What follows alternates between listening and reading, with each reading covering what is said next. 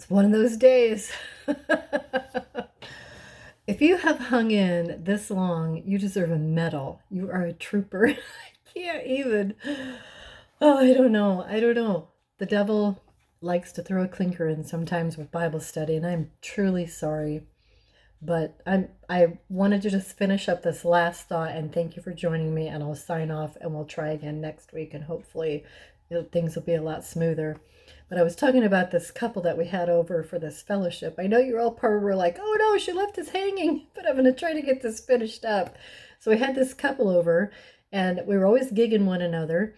And one of the last times that they came over, the gigging was always funny. It was always playful. Never, nothing ever seemed off about it. We just thought that's the way they were. But then at some point, all that picking turned from funny and playful to almost serious sounding, like they really were, burning one another with the things that they were saying. And she said something to him this last time that they were over. She said something about him that was meant to be funny. And you could tell he got immediately hurt by it and offended. And so he turned the table and just unleashed on her about her lack of laundry capabilities and the fact that his pants were wrinkly and his shirt was missing a button. And it became really awkward and not funny anymore.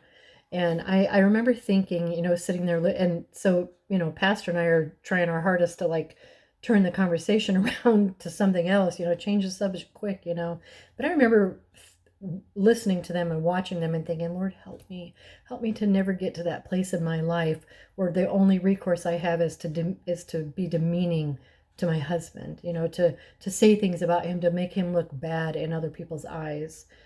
And that to me is a selfishness thing. It's saying, look at me, look how awful my husband is, but look how wonderful I am, and that's kind of what they were doing to each other. And it was so awful. It was just a very sad thing to witness. And that couple actually ended up divorcing. And I can't say that I was surprised about that, just because of the lack of relationship that they had there, that's what it had resorted to, was just, digging at one another all the time.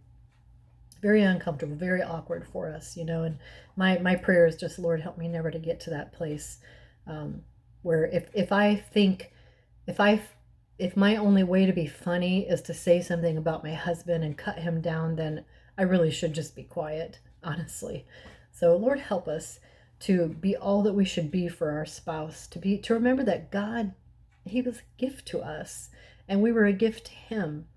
And to just, if we each serve in our role in the way that God intended, that man is the authority and woman is the helpmeet, it can work like a charm.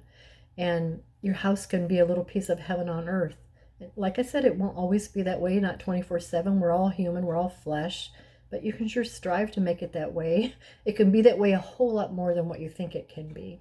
Takes work, and it takes following God's word. So thank you so much for hanging in to the end of this lesson. I'm glad we were able to finish it up. That's all the time we have for today before I get bumped off again. But I hope that you'll join me again next week as we continue on in our series, Holy Women. I hope you'll look for somebody today to be a blessing to, and look for somebody to give the gospel to. And I love you all. I really do. I appreciate you. And I'll see you next week.